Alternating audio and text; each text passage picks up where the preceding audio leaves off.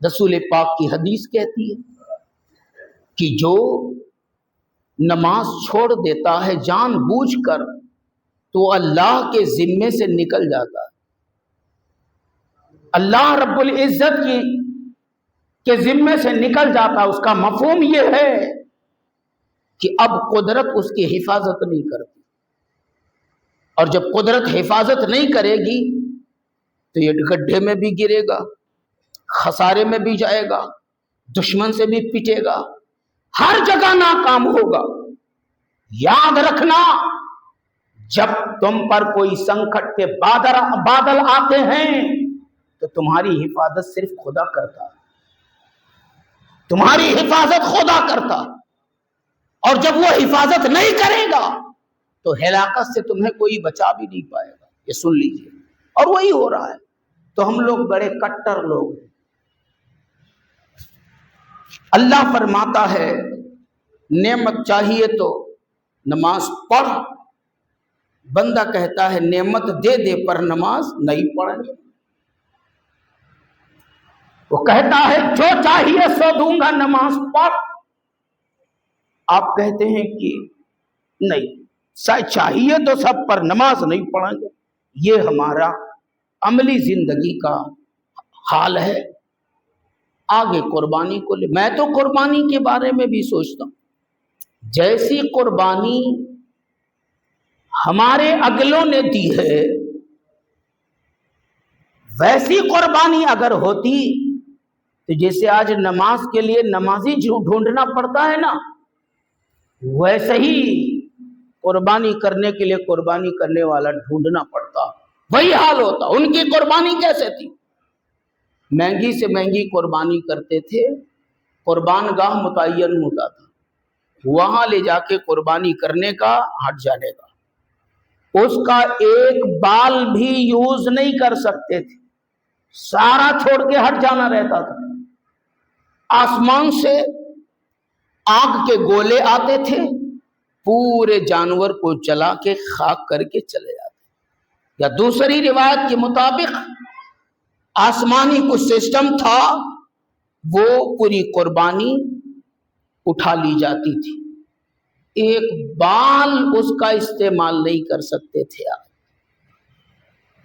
وہی دستور آج ہوتا تو ڈر لگتا ہے کہیں وہی حال تو نہ ہوتا جیسے نمازیوں کے لیے۔ آج کیوں شوق کے مارے، آپ اگر نیتوں کا جائزہ لیں، اللہ خیر کرے، تو نہ جانے کتنے ایسے ہیں جو صرف قربانی اس لیے کرتے ہیں کہ گوشت چاہیے۔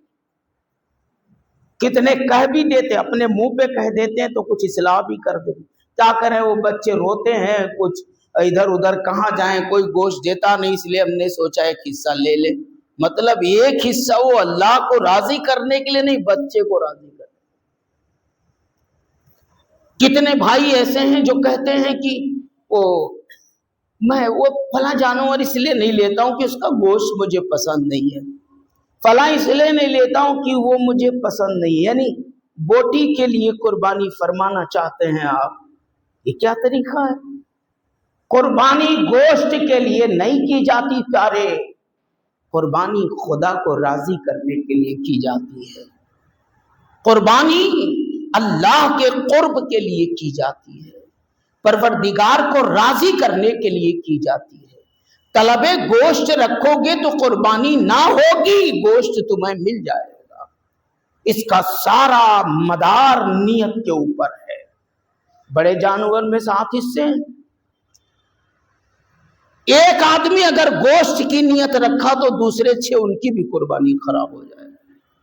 اس لیے آپ کو نیتوں کو درست کرنی ہے۔ بڑا جانور اس لیے لیجئے کہ اللہ راضی ہو جائے، زیادہ گوشت والا لیجئے کہ غربا کو زیادہ سے زیادہ پہنچ جائے۔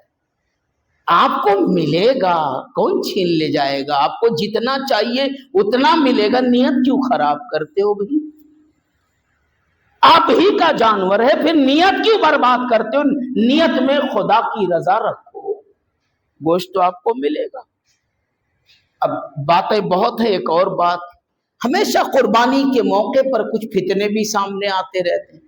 کچھ برادر، کچھ حضرات بڑی لمبی تحقیق کرتے ہیں، بڑی لمبی تحقیق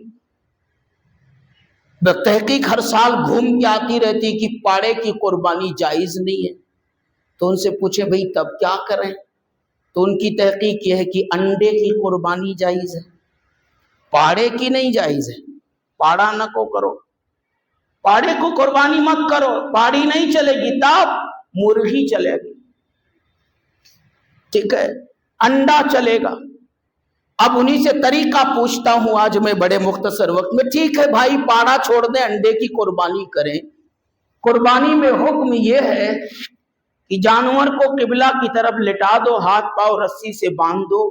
تو طریقہ بھی آپ ہی بتا دیجئے کہ انڈے کو کیسا باندھنے کا ہے نا، اس کا منہ کدھر ہے یہ بھی فائنل کر دیجئے۔ پھر قربانی کے گوشت میں حکم یہ ہے کہ وہ 3 حصوں میں کرو، ایک دوست کے لیے، ایک رشتہ داروں کے لیے، ایک غریبوں کے لیے، ایک اپنے لیے۔ تو پھر انڈا کو کیسا بانٹنے کا، آملیٹ بنا کے بانٹیں یا پھر اس کا بھرجی بنا دے، طریقہ بھی آپ ہی بتاؤ، یا پھر اس کا پانی نکال کر کے 3 حصے میں کر کے پھر رشتہ داروں کو کیسا بانٹنا، وہ جو آنکھ میں ڈالنے والا ڈراپ آتا ہے، ایسا بوند بوند ٹپکاتے ہیں آنکھ میں، ویسا بھر کے کیک کے گھر پہ ایسا ٹپکا کے آنے کا، کرنے کا کیسا، یہ بتاؤ۔ پاڑا تو تم کو دکھتا نہیں کہ جائز ہے کیا نہیں، اندھے بن گئے، انڈا کیسے دکھ گیا پتہ نہیں۔ یہ ہے دین کے ساتھ آنکھ مچولی۔ حدیث کہتی ہے قرب قیامت میں ایسے ایسے دجال اور کذاب آئیں گے جو ایسی بات کریں گے جو نہ تم نے سنا ہوگا نہ تمہارے باپ دادا سنے ہوں گے۔ یہ وہی ہے بھئی، سنے تھے دادا سے انڈے کی قربانی؟ پوچھ رہا ہوں میں، سنے تھے؟ پر دادا کبھی بولے تھے انڈے کی قربانی، مرغی کی قربانی؟ نہیں نا۔ تو یہ وہی دجال و کذاب ہے۔ ان کو بقرہ کے زمرے میں بقرہ کے قرآن میں جو بقرہ آیا ہے، لفظ بقرہ کے معنی جو جانور لیے گئے ان میں بھینس بھی ہے، بھینسا بھی ہے، وہ نہیں دکھتا۔ اللہ جانے اس میں انڈا کدھر سے دکھ گیا ان کو۔ جب خدا دین لیتا ہے تو عقلیں چھین لیتا ہے۔ یہ وہی لوگ ہیں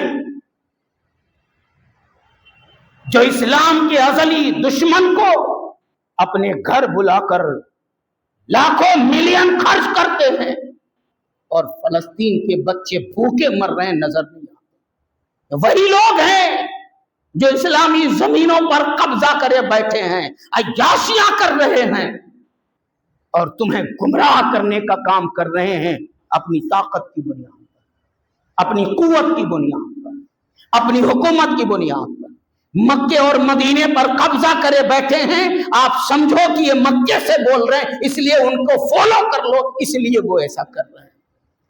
اس لیے پیارے، بہت سمجھ بوجھ رکھنے کی ضرورت ہے۔ قربانی کرو مگر انڈے کی نہیں۔ ان کو بولو بھئی تم چھوڑ دو، ابھی پاڑا ہی کٹتا ہے پورے ملک میں، تو تم چھوڑ دو، پاڑے مت لو، کم سے کم کچھ سستے تو ہو جائیں گے۔ انڈا لے لو آپ لوگ، 5 روپے مل جائے گا، ہول سیل میں لیں گے تو ہو سکتا ہے 4 ہی روپے میں مل جائے گا۔ گھر میں جتنے سب کے نام سے ایک ایک کرو تم۔ ان کو بول دو ایسا۔ وارے وہابیت، اللہ تمہارا بیڑا غرق کرے، کیا طریقہ بنا کے رکھا ہے۔ مارکیٹوں میں جا کر بولتا ہے کہ یہ اس سے تو جائز نہیں ہے، تو جائز نہیں ہے۔ تو ایسوں کے چکر میں نہ پڑو، یہ تمہارا دین ایسے چھین لے جائیں گے کہ تمہیں پتہ بھی نہ چلے گا۔ سونا جنگل رات اندھیری، چھائی بدلی کالی ہے، سونے والوں جاگتے رہیو، چوروں کی رکھوالی ہے۔ میرے امام نے انہی سب باتوں کو دیکھ کر یہ شعر فرما دیے تھے۔ آنکھ سے کاجل صاف چورا لے، یا وہ چور بلا کے ہے۔ یہ ایسے چور ہیں تو ان سے بچو اور اہل سنت پر قائم رہو۔ ایک حدیث اور سنا دوں، وقت ختم ہوا۔ حضور فرماتے ہیں اپنے گزرے ہوئے بزرگوں کی راہ پر چلو۔ سبحان اللہ۔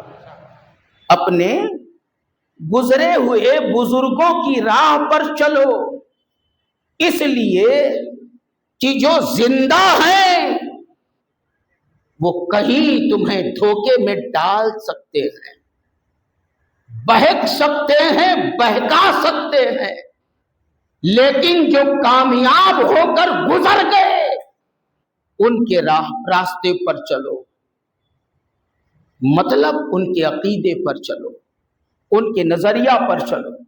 اور زندوں کی جو بات ہے، جن کو ان بزرگوں کی راہ پر پاؤ ان کو ایکسپٹ کرو، اور جن کو دیکھو کہ یہ بزرگوں سے ہٹ رہے ہیں ان سے ہٹ جاؤ، ان کو چھوڑ دو۔ یہ میرے حضور کہتے ہیں۔ ایک اور حدیث کا مفہوم سنا دو۔ سرکار فرماتے ہیں ایک وقت آئے گا کہ لوگ میری سنتوں کو چھوڑ جائیں گے، اپنی طبیعتوں پر چلیں گے، اپنے خیالوں پر چلیں گے، اپنے مرضی پر چلیں گے۔ ایسے وقت میں تمہارے لیے کتاب اور میری سنت کافی ہے۔ میری سنت میں پڑھ لو اور جو پڑھو اسی پر رہو، اور قرآن کریم جو کہتا ہے اسی پر چلو، اور اس کے خلاف جسے پاؤ اس سے دور ہو جاؤ۔ یہ ساری باتیں ہماری نصیحت کے لیے ہیں۔ ان فتنوں کے فتنوں پر غور نہ کریں، قربانی کریں، اللہ کو راضی کرنے کے لیے قربانی